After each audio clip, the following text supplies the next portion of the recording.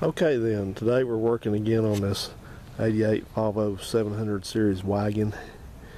We're having fuel delivery issues with this car. Just put a rear fuel pump in it a few thousand miles back, and now all of a sudden it started to run out of gas when the fuel level gets below about a half a tank. So you're gonna have to get in there and see what's going on. So let's get started.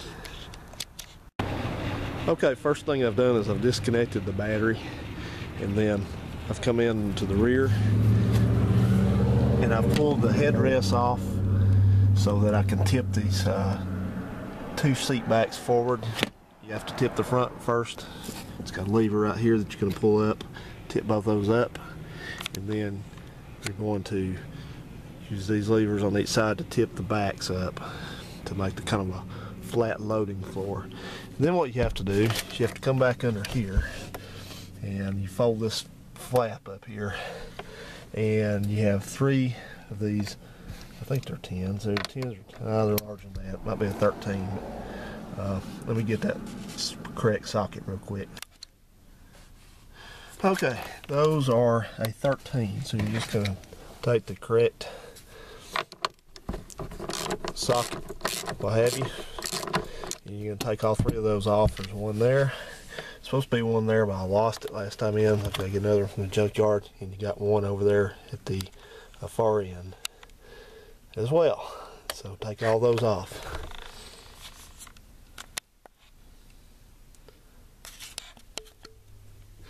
Alright, now that you got all three of those nuts off of there, if you have all three, you're going to weasel this thing out.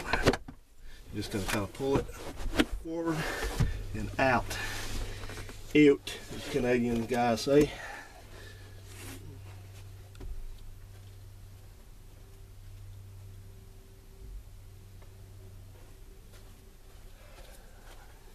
You got three. Uh-oh, there that went. That's just the back of the seat popping down on the big ass sitting on it. You got three small, supposed to be three, I guess there's only two. How about that? Got three on the board but only two on the car, imagine that. But they slide under those two retaining pieces of metal there. Okay, next what you have to do, peel this thing back a little bit, and you got, this is the fuel pump access plate. So I'm going to remove and lose my 12, and then I'm going to come over here and loosen these all up, take them out with my hand.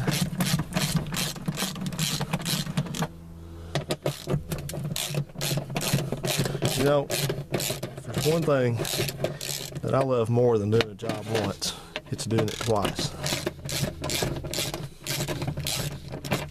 I just love it. Let's see if I can get these screwed out by hand now.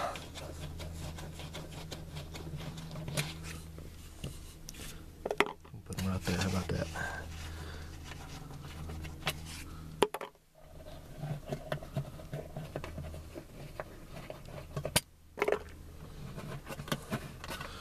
I'm pretty sure I know what's going on, but I could always be surprised. I won't tell you what I think's going on yet. Some of you probably already figured it out, but okay, take and throw that to the side. There you have the, yeah, smell fuel under here a little bit. So you have some lines under here. This is the thing that retains the fuel pump into the tank, and yeah, I'm getting an odor of gas under here for some reason. But I don't know what that's about. But anyway, you got four lines coming in. You got a large line here. This is the fill tube. Comes from the fill port at the back there, outside the car. And then you got the, I guess this is the overflow vent, whatever. Probably, I guess you'd say this is the vent, fill vent, and that goes out to the same place out there. And then you have two lines coming in right here. This is the larger one is the high pressure line out. Shut up, dog. And then that is the return line with a spring clamp on it. You also have this thing here, which is your electrical connection for the fuel level and the fuel pump. And that SOB is the one I don't like because it goes all the way into the back where the spare tire is. So that means I have to go out there and drag all that stuff out, tip that thing up, and unplug it under there, which I'll show you where it's at in just a second. Okay, next step, you need to come back here and open up the trunk lid hatch to gain access to this wiring connector. And first thing I did, back up a second, is I tilted up the floor, and then I tilted up the back of the rear seat back here, the third seat, and got down in here, and you have one of those things. This clip goes in right there. The camera will show it. Them there, and you're going to pull that out and put it to the side somewhere, and you're going to be able to peel this carpet back. And when you look under here, you're going to have two wire harnesses that go through this bulkhead. The one you want to deal with is this one, and we'll take a look real quick to show you where it goes through the other side, so you know you're at the right one. Look down in there. Let's see, get a better glance at it there. Yeah, there we go. You can kind of see down in there. Hopefully, sorry, it's got a weird angle, but there's two right there. See the one on the left side of the screen that's got just the two wires there by itself? That's not it. You want the one to the right over there. And what you're going to have to do is you're going to follow this thing around. Here it is. Right here, you're going to follow it around, and it comes over and comes through here. You pull the cover off over on the left side there, and it ends up at this connector right here. So what you'll do is simply disconnect this.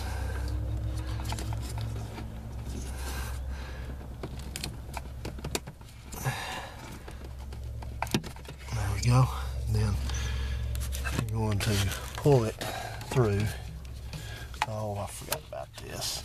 You got a ground in here. I forgot about that, damn it. I have to turn the camera off and deal with that. But there's a ground that comes under here, and you can see under there, got a little small bolt that retains it under that. So, damn it, I forgot about that. You gotta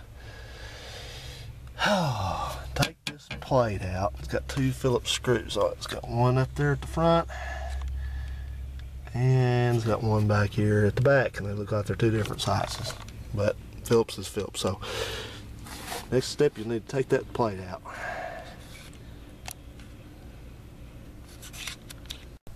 Okay, I just removed those two screws I just pointed out, and just pulled this plate kind of down and out. So I'm just going to put it to the side. Horn blows to the driver, and then I'm going to continue on. This is the, I might not have that. Okay, I pointed out the wrong one, of course. That's the bolt down there. Looks like a 10. See, it's got that little thing there. That's your ground cable. So, take that out.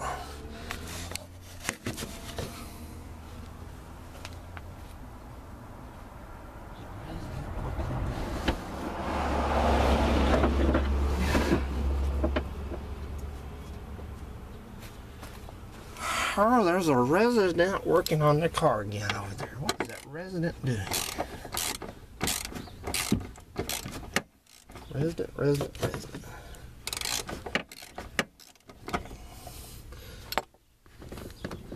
Now see, bless our Peak's heart, but if this was our Peak, he would have made one video clip of you talking about doing this, another one of opening the door, another one of getting a tool.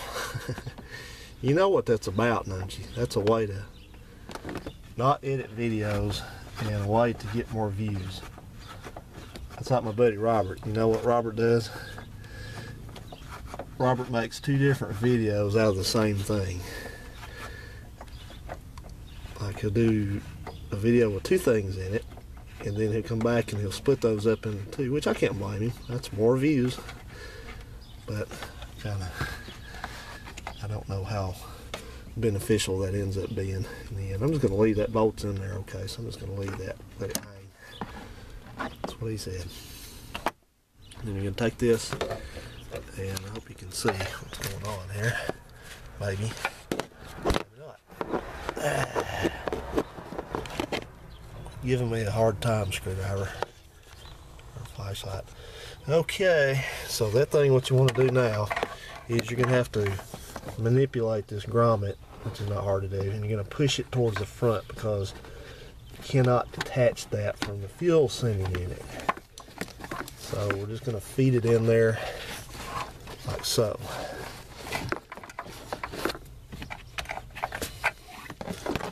And so we'll pull it through. Tell you what, I'm going to take that. I'm kind of OCD about stuff like this. I'm going to go ahead and take this bolt out. You know what'll happen? I'll lose it. So, all right. Now, I'd like to take another opportunity to show you this nice blown tire, the tread that's come off this spare back here, the Swedish spare tire. I've got a spare tire in my dart back there. Looks like it's 100 years old, and it was built here in America, and it's still going. I'd never do that. Oh yeah, forgot. I got to come back, and you need to put the cover back down. Just kind of carefully do that because you want to get this guy tilted back out of your way, like so.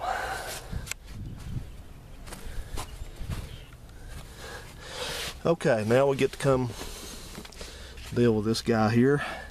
So you're essentially just going to take all these connections loose. You're going to take, you got a clamp right there that you'll take loose, and then you got one here. I'm sorry, right there. That one. See it better? Right there. You're going to loosen those up, and then you're going to carefully work this thing out of here. I don't remember if I took it apart from that end first or this end first the last time, but I'll show you. And you're going to take the vent hose off, and you're going to take your two fuel lines off. And I don't remember them having any fuel in them last time, but they could. So, like I said, that connector there, don't screw it up because it won't come off right here. It's not meant to. So, and then we get that done, we'll take some more steps, baby steps. Okay, then I've just removed that fill line connector. It goes from there to back there. Showed you that already. It's real simple. Still need the clamps. They're like hose clamps with a 7mm ratchet and socket assembly.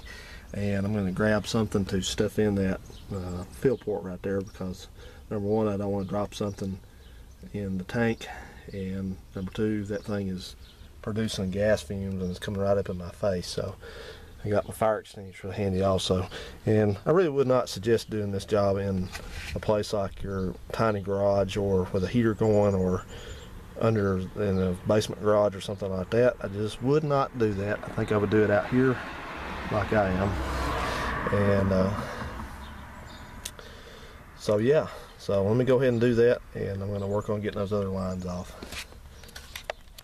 I took all these lines off now. I've got the two plugged there, and just guess I'll be careful. Those are pretty small. I'm not too worried about those, but I've got the lines, got the vent line tucked back there, and I got this one kind of sitting around here, but I'm going to tuck it out of the way also, because what we got to do next is we got to take our special tool, which is going to consist of a screwdriver, flat screwdriver, and maybe a light hammer, and we're going to have to tap this ring counterclockwise to loosen this up, and then pull the ring off, and the whole deal is going to come out. So we'll do that in just the next step.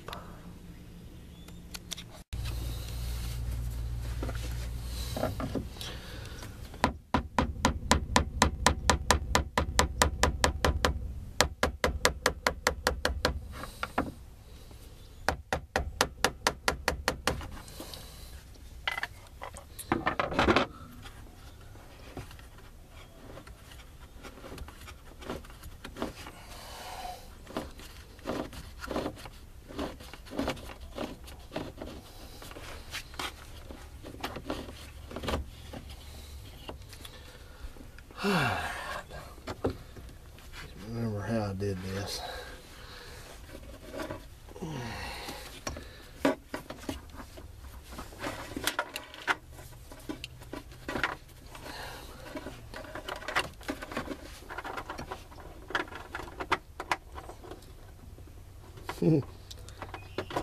This plug almost won't come through the access hole back there.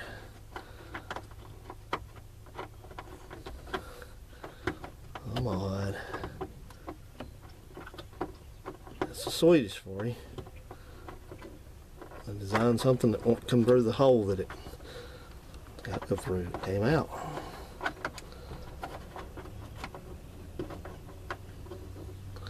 Son of a bitches.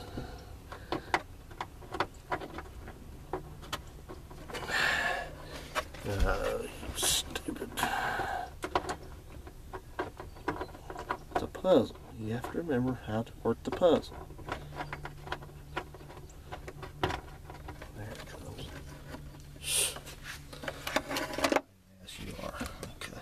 Now, I believe I can just slip this ring off the whole thing. And put it to the, yeah, put it to the side. Okay. Okay, now I can hold up, oops, text message, hold all this out of the way. Let's see, just remember that the vent pipe goes straight up. So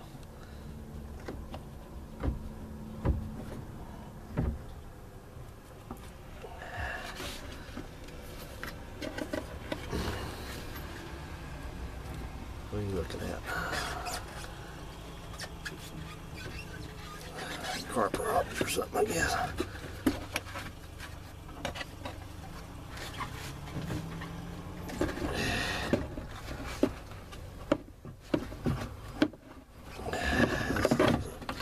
You have to rotate it. That's right.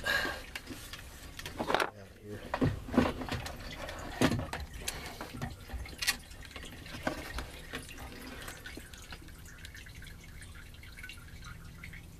Yeah.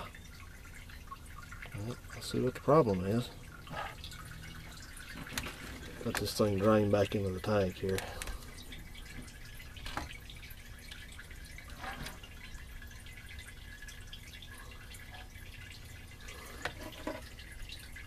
Huh.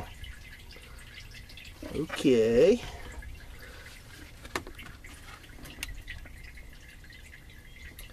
Draining.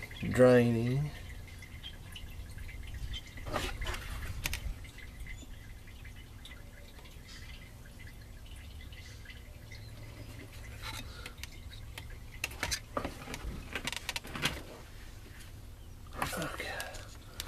Alright, get this out of here.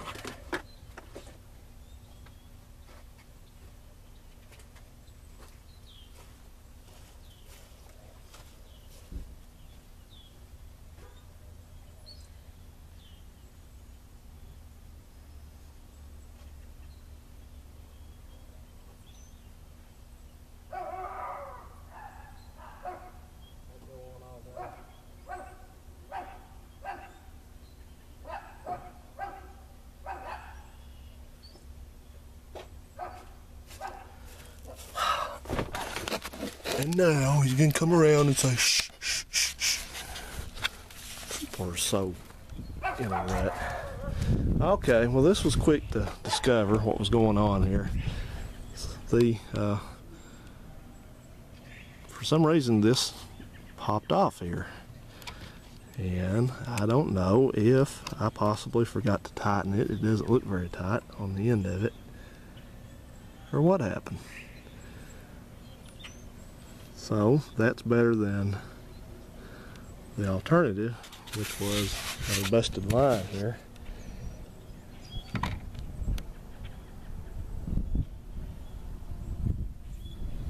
Yeah, that's the wrong hose.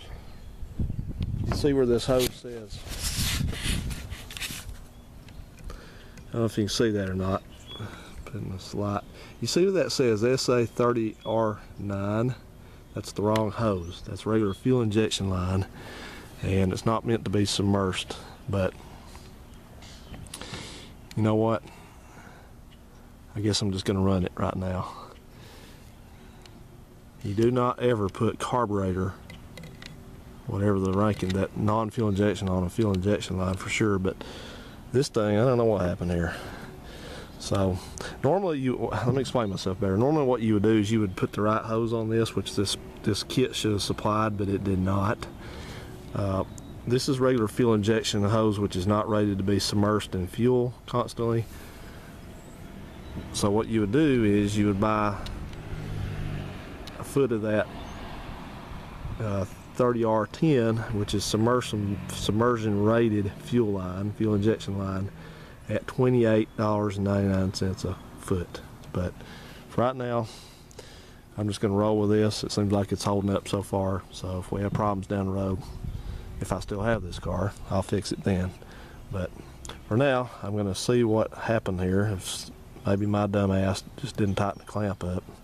But that's what I thought was going on, because it got down below the level of this fuel line, and it tried to quit running. So don't know, somebody made a mistake, either me or, well, see, I told you. Simon. That goes on all day. They sit out there all day. Every time the dog barks, they get out and do that. Same thing. Repeat. Do people love just repeating themselves so much? Is that what it is? Okay, well, let me fix this, and I'm going to put it back together. I don't think I need to show you guys how to put all this back together, because, you know, putting things back together is simply the opposite of taking it apart. So if there's something special to tell you, I'll tell you, but probably not going to be.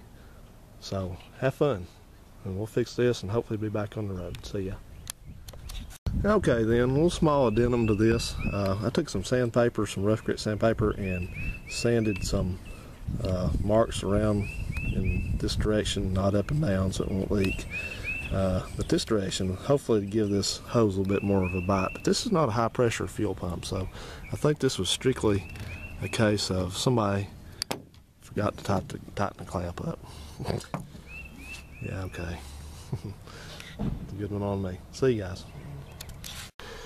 Okay, just a reminder, don't forget to reconnect that ground under there and the harness connector, and then you'll be ready to put your cover back on right here. Ding dong. Pull this thing forward, back, I guess, whatever.